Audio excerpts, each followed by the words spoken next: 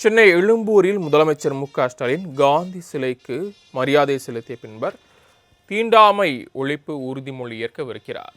உண்மை செய்தியாக பார்த்து கொண்டிருக்கிறோம். காந்தியடிகளின் 79வது நினைவு நாள் இன்று அனுசரிக்கப்படுவதை முன்னிட்டு முதலமைச்சர் மு.க.ஸ்டாலின் சென்னை எழும்பூரில் உள்ள காந்தி சிலைக்கு மரியாதை செலுத்தினார்.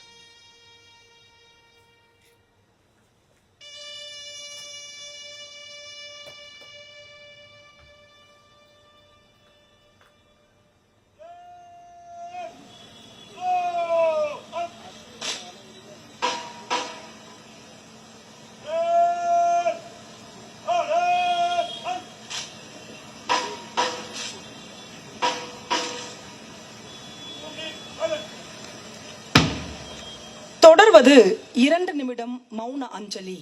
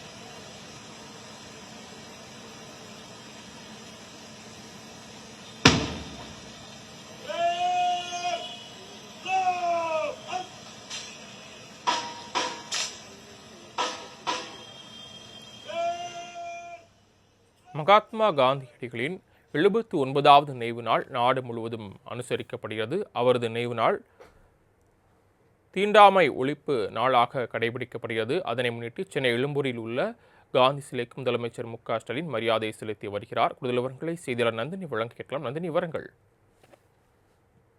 வணக்கம்.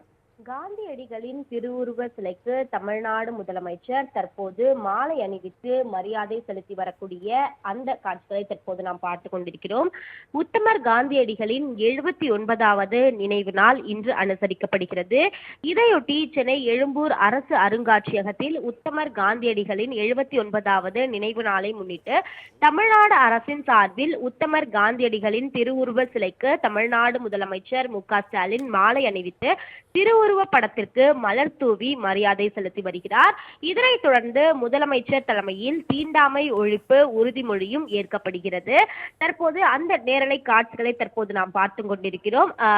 பேண்டு வாத்தியங்கள் முழங்க தீண்டாமை ஒழிப்பு உறுதிமொழியை தமிழ்நாடு முதலமைச்சர் தற்போது ஏற்று வருகிறார். ஒவ்வொரு ஆண்டும் உத்தமர் காந்தியடிகளின் நினைவு நாளையொட்டி தமிழ்நாடு அரசின் சார்பில் மலர் தூவி மரியாதை செலுத்தப்படுவது வழக்கம். அந்த வகையில்தான் தற்போது சென்னை எழும்பூர் அரசு அருங்காட்சியகத்தில் அமைந்துள்ள அவரது சிலைக்கு தமிழ்நாடு முதலமைச்சர் மாலை அணிவித்து மரியாதை செலுத்தி தீண்டாமை ஒழிப்பு உறுதிமொழி ஏற்று வருகிறார். இந்த நிகழ்ச்சியில் அமைச்சர்கள், துணை முதலமைச்சர், தலைமைச் செயலர், இடைவிடாத உளமார்ந்த பற்றுள்ள இந்திய குடிமகன் ஆகிய நான் நமது அரசியலமைப்பின்படி தீண்டாமை ஒழிக்கப்பட்டுவிட்டது என்பதை அறிவேன். தீண்டாமையை அடிப்படையாக கொண்டு எவர் மீதும் தெரிந்தோ தெரியாமலோ சமூக வேற்றுமையை மனம், வாக்கு, செயல் என்ற எந்த வகையிலும் கடைபிடிக்க மாட்டேன் என்று இதனால் உளமாற உறுதியளிக்கிறேன்.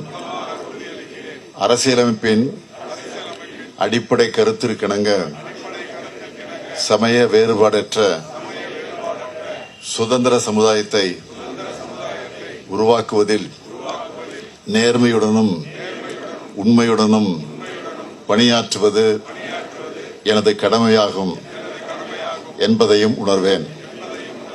இந்திய அரசியலமைப்பின்பால் எனக்குள்ள முழுப்பற்றிற்கு இது என்றென்றும் எடுத்துக்காட்டாக விளங்கும் என்றும் இதனால் உளமாற உறுதியளிக்கிறேன்.